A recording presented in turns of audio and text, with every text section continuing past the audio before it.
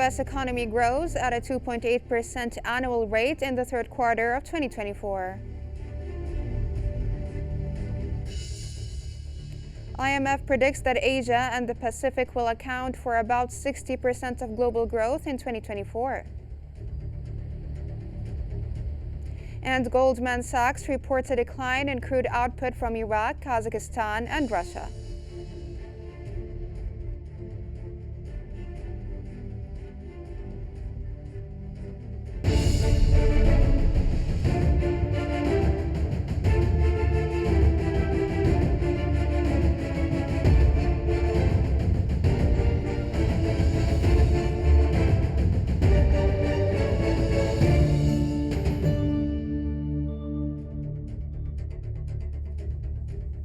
Welcome to the Economic Bulletin, where we present comprehensive coverage and expert insights on the latest economic trends and developments.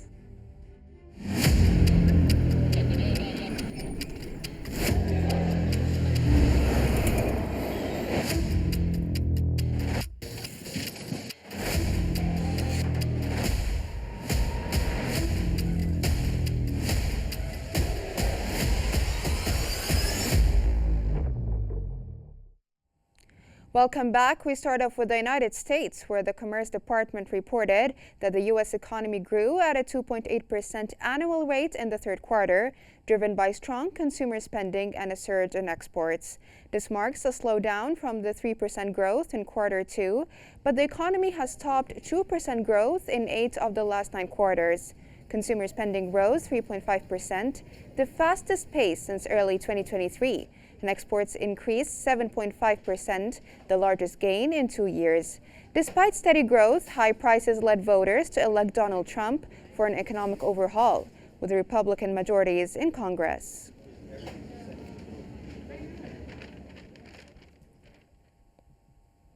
According to the Labor Department, U.S. jobless claims dropped by 2,000 to 213,000 last week, signaling steady labor market recovery. However, long-term unemployment remains a concern, with continuing claims risen by 9,000 to 1.907 million as of November 16th. October's non-farm payrolls added just 12,000 jobs due to storms and the strike at Boeing, and unemployment could remain flat or increase in November.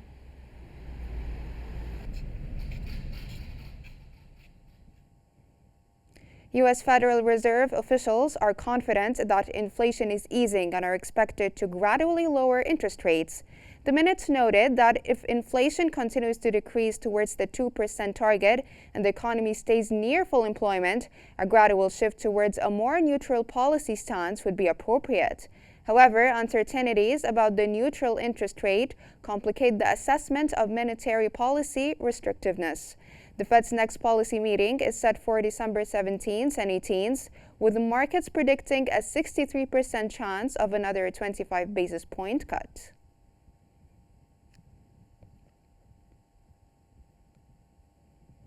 President-elect Donald Trump has selected Kevin Hassett to lead the National Economic Council, a key body shaping domestic and international economic policy. Hassett previously chaired the White House Council of Economic Advisors from 2017 to 2019, offering policy advice during Trump's first term. He briefly returned to government in 2020 to assist with the administration's response to the COVID-19 pandemic. 100%. Fed chairman's job is not in jeopardy by this president. Absolutely. As he looks to fill out his economic team, President-elect Trump also announced that he has chosen international trade attorney Jamieson Greer to be his U.S. trade representative. Trump said in a statement that Greer was instrumental in his first term in imposing tariffs on China and others and replacing the trade agreements with Canada and Mexico, thereby making it much better for American workers. Greer will be responsible for negotiating directly with foreign governments on trade deals and disputes, as well as memberships in international trade bodies such as the World Trade Organization. The election itself is going very well. We're leading, I believe, in all 7 swing states. U.S. President-elect Donald Trump's proposed tariffs on imports from Mexico, Canada, and China are stirring debate over their potential impact on the U.S. economy and global trade. What are the potential economic consequences of this decision? U.S. President-elect Donald Trump's proposal for a 25% tariff on all products from Mexico and Canada, plus a 10% tariff on Chinese goods, is raising concerns about the U.S. economy and global trade.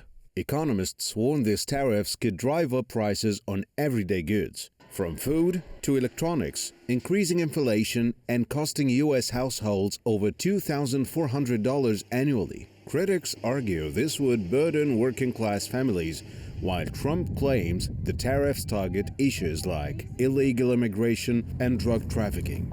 On the global stage, the tariffs may disrupt supply chains, especially in tech, and strain trade agreements between the U.S., Mexico, and Canada. In response, both China and Canada have already signaled potential retaliatory measures, which could escalate tensions and lead to a new round of trade disputes. As markets react, the dollar has already gained strength against both the Chinese yuan and the Mexican peso, highlighting the uncertainty these tariff proposals create on the global stage. While Trump's proposed tariffs are framed as a tactic to protect American interests, the long-term economic fallout remains uncertain, with experts warning that the costs could outweigh the benefits. Canadian Prime Minister Justin Trudeau emphasized national unity in response to U.S. President-elect Donald Trump's threat to impose a 25% tariff on imports from Canada and Mexico. I had a good call with Donald Trump last night again. We obviously talked about laying out the facts, talking about how the intense and effective connections between our two countries flow back and forth. We talked about some of the challenges that we can work on together. It was a good call. This is something that we can do, laying out the facts, moving forward in constructive ways. This is a relationship that we know takes a certain amount of working on, and that's what we'll do. One of the really important things is that we be all pulling together on this. The Team Canada approach is what works. That's where, putting aside partisanship, that's where I reached out immediately to Doug Ford to agree with him that we would have a First Ministers meeting this week to talk about the United States. Talked with François Legault and some other premiers as well. There's work to do, but we know how to do it. Mexican Economy Minister Marcelo Ebrard said that the 25% tariff proposed by Trump would cause the loss of 400,000 jobs and slow growth in the United States, while also hitting Mexican exports. He described the tariff threat as a self-defeating move during a press conference, emphasizing that Mexico preferred greater regional cooperation and integration over retaliatory import taxes. Ebrard said the proposed tariffs would hit the automotive sector's top cross-border export firms especially hard and push up vehicle prices for consumers by thousands of dollars.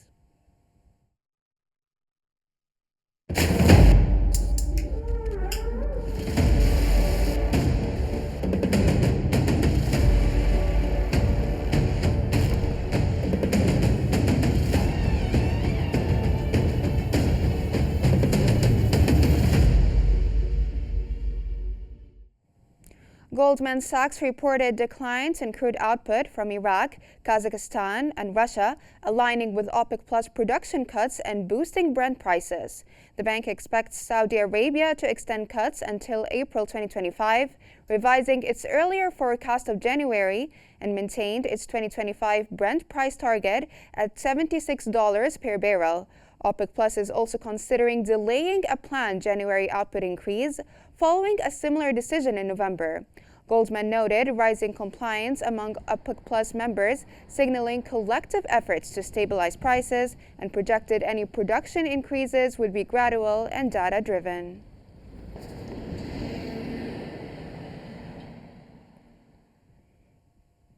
According to the Saudi state news agency, Saudi Arabia, Russia, and Kazakhstan underscore the importance of full compliance with voluntary oil production cuts agreed by OPEC Plus members. OPEC Plus is also considering delaying a planned output increase set for January. Sources told Reuters ahead of Sunday's policy meeting for early 2025. The statements followed a phone discussion between Saudi Energy Minister Prince Abdulaziz bin Salman, Kazakh Energy Minister Almasadam, and Russian Deputy Prime Minister Alexander Novak, who was visiting Kazakhstan.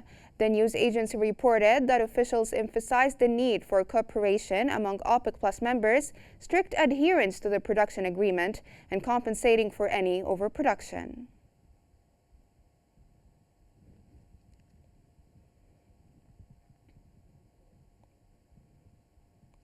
Joining us from Brussels is economic expert Dr. Ali Al-Hazmi to discuss the latest developments in the oil sector.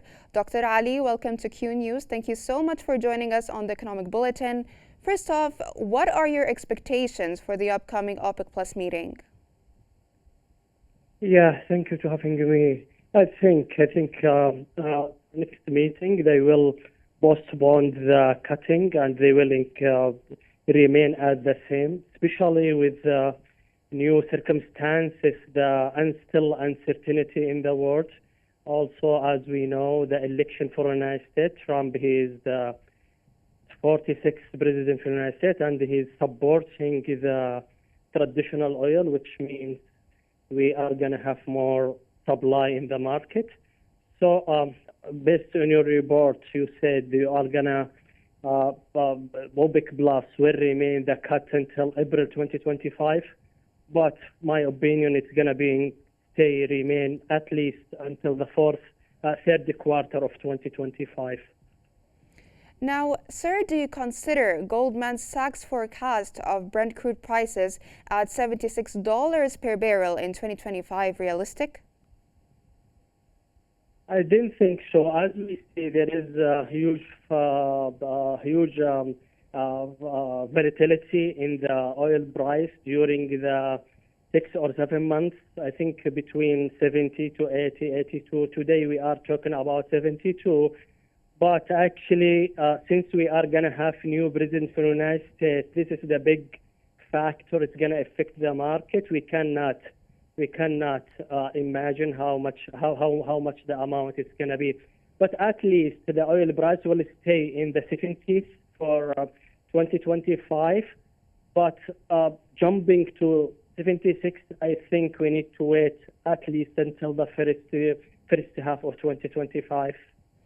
Now, regarding the challenges markets are prone to in 2025, how might they respond to it, specifically the anticipated oversupply? I think most of the countries who's in the OPEC and OPEC Plus, actually they are. If we see in the previous meeting, most of them the anticipated in their predictions. They respect all the numbers of barrels they assume to produce it. The big issue right now, I think, maybe Libya or some countries they cannot meet their demand for coming year. Which means that maybe it's going to be supplied by another countries in OPEC Plus. But overall, if we see OPEC Plus, there is high commitment from all the countries, which the market, at least today, the market volatility, it's not based on the production from OPEC, it's based on the uncertainty in the world. If we see IMF, they talked about the GDP for all the countries or the world, GDP for all the world, they reduced it from 3.5. Today they are talking about 3.2, and there is low demand from China. This is all these factors affect the market. So at least we need to wait until first half of the next year to make sure where is the market is going to be. Now, the following countries, Iraq, Kazakhstan, and Russia, how do you evaluate their compliance with the production cuts agreed upon under OPEC+? Yeah, they are doing well. Actually, if we see the previous meeting for OPEC+, there is, based on their quota, they are doing well. It's most of the countries, if we see it between 90 to 90% for their commitment, which is good. If we go back a little bit, we can see their commitment between 85 to 90, but today most of the countries who belong to OPEC Plus, they are above 95, which means I think they are doing well for the OPEC Plus. Even there is no choice. Any countries go behind this commitment, I think they will hurt all the OPEC Plus. Now, lastly, sir, I would like to integrate Saudi Arabia into our conversation. Why is Saudi Arabia's continued reduction in oil production important for the global market? Yeah, actually, as we can see, there is uncertainty. There are many factors. Saudi Arabia leading the OPEC and the OPEC Plus. So most of the cutting, it comes from Saudi. Actually, today we are between 1 million to 1.5 million. Just to show the countries in OPEC Plus, we are in the front of them, and they have to follow us for this kind of cutting of productions. Actually, today we reduce our productions from 12 million. Today we are around 9.2 million, which means it gives us good evidence the world economic is not in the good health. Thank you so much, economic expert Dr. Ali Al-Hazmi, for your insights and for all the information you provided us with. Now, the International Monetary Fund's November 2024 Regional Economic Outlook for Asia and the Pacific projects growth for the region to contribute approximately 60% to global growth in 2024. The regional growth projection for 2024 has been marked up to 4.6% from 4.5% in April, largely reflecting the overperformance in the first half of the year. In 2025, more accommodative monetary conditions are expected to support activity, resulting in a slight upward growth revision to 4.4% from 4.3% in April.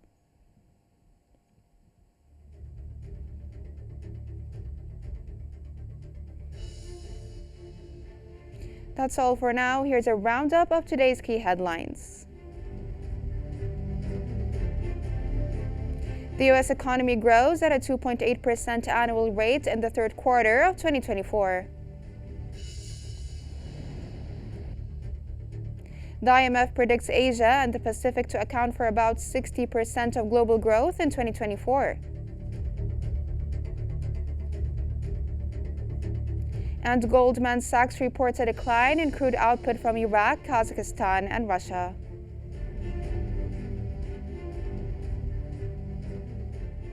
That's all for today's Economic Bulletin on Qnews. Stay connected for more news and updates, and thank you so much for watching.